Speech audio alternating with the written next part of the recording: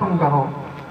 बातें आज भोले बाबा ने फटकार दिया, कहा दुष्ट तू मेरी जननी है और पुत्र से कहती है विवाह करके भोग करो, तुझे शर्म नहीं आ रही?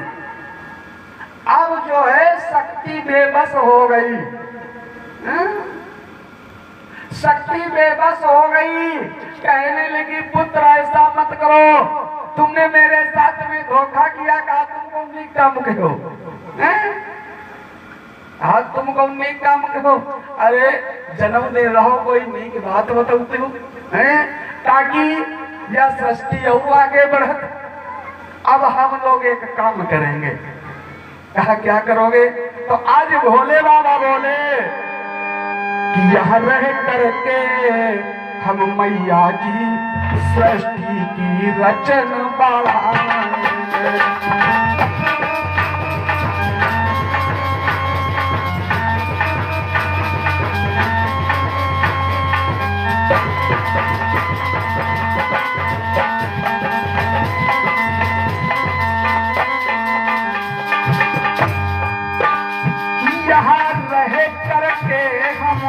मैया जी सृष्टि की रचना बढ़ाएंगे,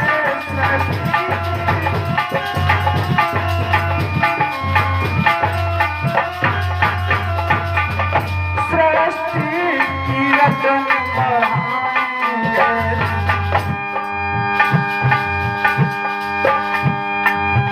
हे मैया तुमको ध्यान रहे, हे जननी तुमको ध्यान रहे, हम वचन तुम्हारे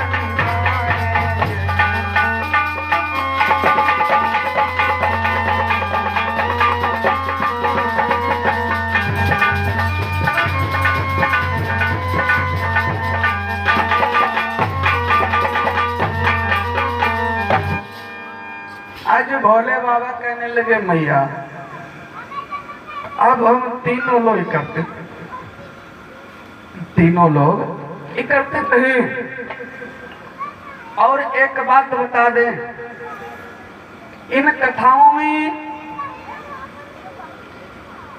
शंकाएं बहुत हैं, क्योंकि कलप कलप की कथा होती है। ये तुम ना जाने हो, परीक्षित महाराज कलयुग आकदाएं चला है, ये 28 कल्प हो चुके। 28 कल्प का मतलब ये है कि हर किसी की एज होती है। सतयुग, त्रेता, द्वापर, कलयुग, ये 4 भाई हैं, और जब चारों हो करके समाप्त हो जाते हैं तो एक कल्प हो जाता है, और हर कल्प में देवताओं का अवतार होता है। ये जो कथा चल रही है ये 21वें कल्प की कथा चल रही है। पृथ्वी का जो सृष्टि की रचना है इसको कई बातों में बताया गया, लेकिन उसके कल्प अलग अलग है।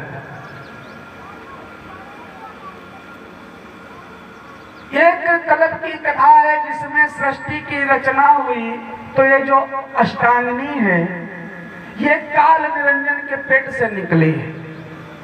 जो काल निरंजन है, जो भगवान शंकर, विष्णु और ब्रह्मा जी के पिता हैं, इनके पेट से निकली है। काल निरंजन ने अष्टांगिनी के साथ में भोग किया, जिससे 3 पुत्र प्रकट हुए, ब्रह्मा, विष्णु, महेश।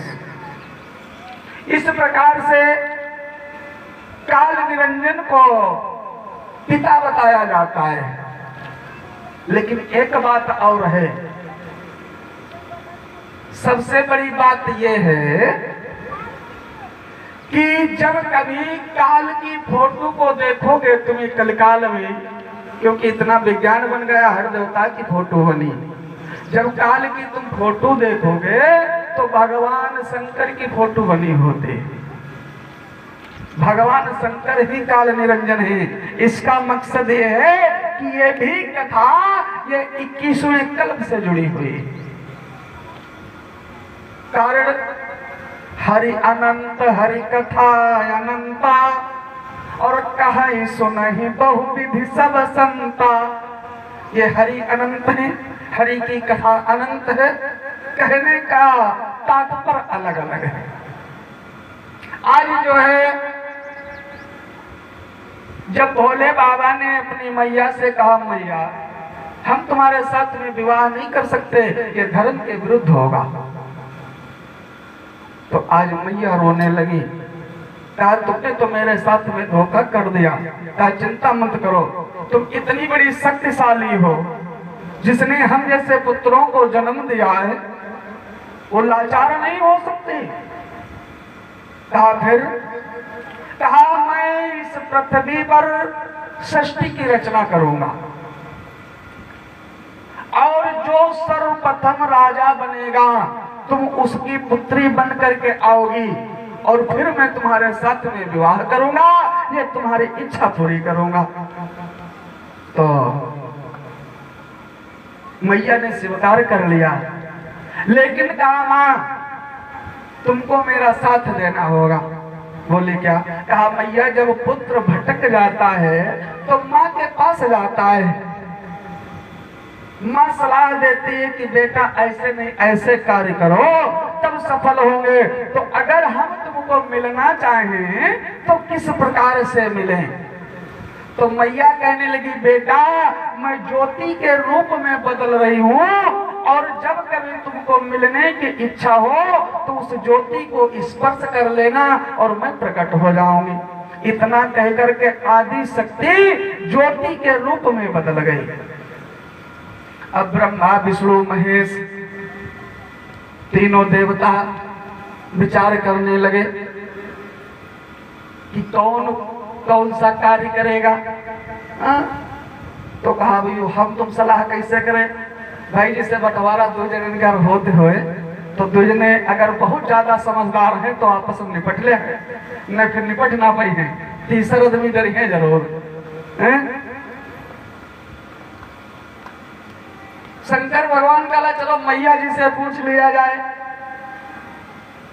कि कौन कौन सा कार्य करे। मैया जी प्रकट हुई। कहा मैया हम तीनों को कार्य बतला दो, सृष्टि की रचना करना चाहते हैं तो कौन भाई कौन सा कार्य करे। तो आज मैया कहने लगी लला कि ये ब्रह्मा है जो सुन लीजिए। ये जो ब्रह्मा है ये कौन सा कार्य करेगा सुनो, कि ये ब्रह्मा है जो सुन लीजिए यह सृष्टि को उपजाएगा।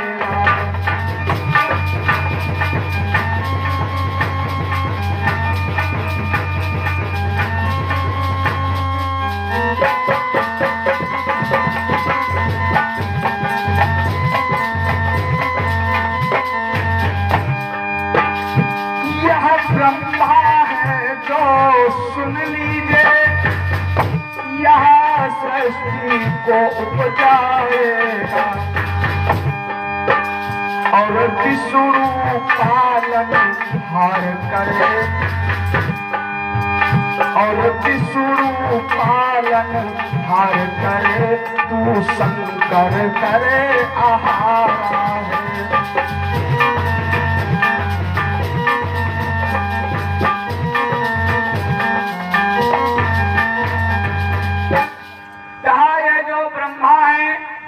ये सृष्टि को उपजाएंगे और विष्णु सृष्टि का पालनहार करेंगे। और कहा भैया हम, कहा तुम संहार करता, कहा देखा पैदा करे हो तो मरियो तो, और अगर मरियो नहीं तो पृथ्वी पर का रह जाए कुछ। कहा मैया बात तो ठीक है। तो कहा तुम संहार करता, आज से तुम्हारा एक और नाम है काल, आज से तुम महाकाल के भी नाम से जाने जाओगे, तुम संहार करता रहोगे। तीनों देवताओं का कार्य बट गया, तीनों देवता अलग अलग दिशा में चले गए। विष्णु जी क्षीर सागर में चले गए, शंकर जी कैलाश पर चले गए, ब्रह्मा जी ब्रह्मलोक चले गए। अब तीनों देवता अपने अपने कार्य में लग गए और होना नहीं चाहिए। घर में बिहाव होते है तो सबका काम बांटने कला बाहर का काम जता है उतना तुम देखियो भैया कला ठीक। अब गिलास कम पर ज्यादा तुम जानो। आज जो है तीनों देवता अपने अपने कार्य में लग गए। अब भैया अकेले कुछ कामों नहीं होते। परीक्षित महाराज नींद लग रही। हाँ तो घोड़ा उल नींद